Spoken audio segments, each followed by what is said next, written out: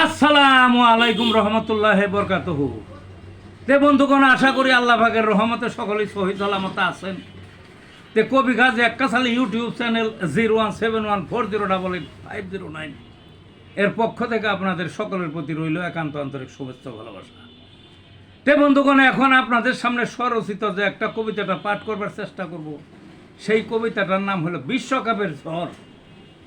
শুনছেন নি কথা? কি কবিতার নাম? বিশ্বকাপের ঝড়। বিশ্বকাপ মানে বোঝাইতে চেষ্টা করছি, এই যে এখন যে ফুটবলের বিশ্বকাপ হইতেছে, একটা ঝড় উঠছে সারা দুনিয়ায়।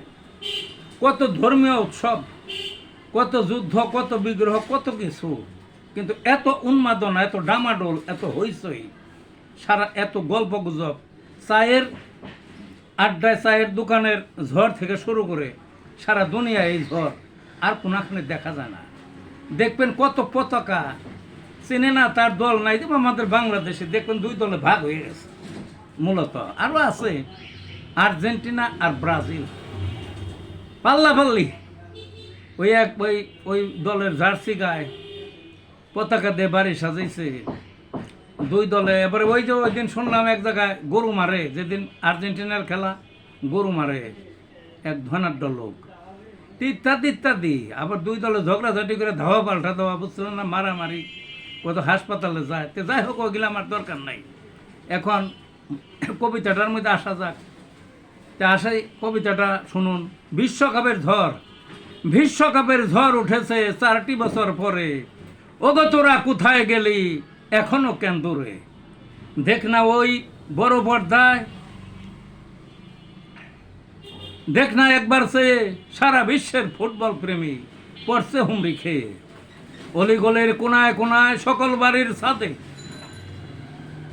পাল্লা ধরে উড়ায় নিশান দলের সমর্থনে। সারা দেশ বিভক্তি আজ দুইটি শিবির ঘিরে, ব্রাজিল আর আর্জেন্টিনায় নেশাগ্রস্ত সবে।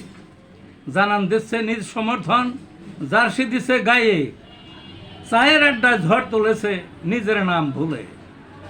বাজি ধরছে দলের পক্ষে, জমি বিক্রয় করে, আজ গভীর সব গল্প ছড়ায় পেশাল দিন ভরে।